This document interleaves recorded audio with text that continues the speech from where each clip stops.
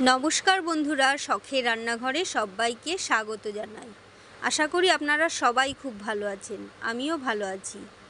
আজকে আমি আপনাদের তৈরি করে দেখাবো চিকেনের খিচুড়ি। এই চিকেনের খিচুড়ি তৈরি করার জন্য আমি এখানে 250 গ্রাম মতো চিকেন ভালো করে পরিষ্কার করে ধুয়ে নুন হলুদ মাখিয়ে নিয়েছি। এরপর গ্যাসে কড়াই বসিয়ে কয়েক পিস আলু আমি ভালো করে ভেজে নিয়েছি।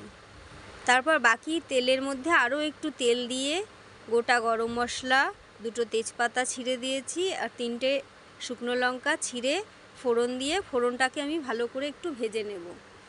তারপর ঝিরিঝিরি করে কেটে রাখা পেঁয়াজ দিয়ে পেঁয়াজটাও আমি একটু ভালো করে ভেজে নেব।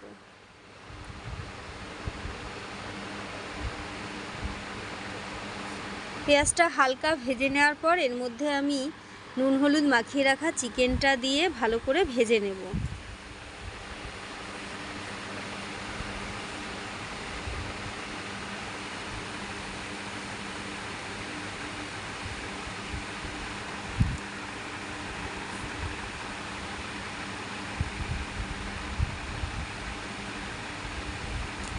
চিকেন আর পেঁয়াজটা আমার ভালো করে ভাজা হয়ে গেছে। এরপর এর মধ্যে আমি আদা বাটা আর রসুন বাটা দিয়ে দিলাম, দিয়ে ওটাও একটু ভালো করে ভেজে নিলাম। তারপর কয়েক পিস টমেটো আমি এর মধ্যে দিয়ে দিলাম আর দিয়ে দিলাম শুকনো কিছু মশলা, জিরের গুঁড়ো, ধনের গুঁড়ো, লঙ্কার গুঁড়ো আর হলুদ গুঁড়ো দিয়ে চিকেনটাকে ভালো করে একটু জল দিয়ে কষিয়ে নেব। আর এদিকে আমি আগে থেকে ধুয়ে জল ঝরিয়ে রাখা চাল আর ভেজে রাখা মুগ ডাল, অল্প মটর ডাল আর মুসুর ডাল একসাথে ধুয়ে জল ঝরিয়ে রেখেছিলাম, সেটা চিকেনের সাথে ভালো করে কষিয়ে নেব।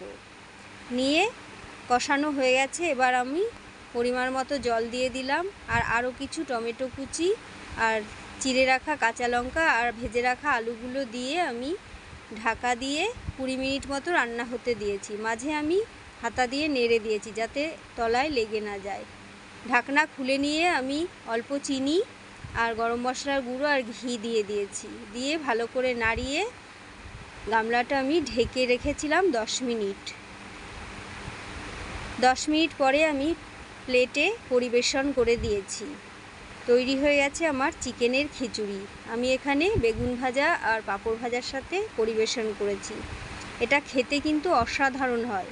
আপনারা এভাবে বাড়িতে চিকেনের খিচুড়ি তৈরি করে দেখবেন, কেমন হয়েছে আমাকে কমেন্টে জানাবেন।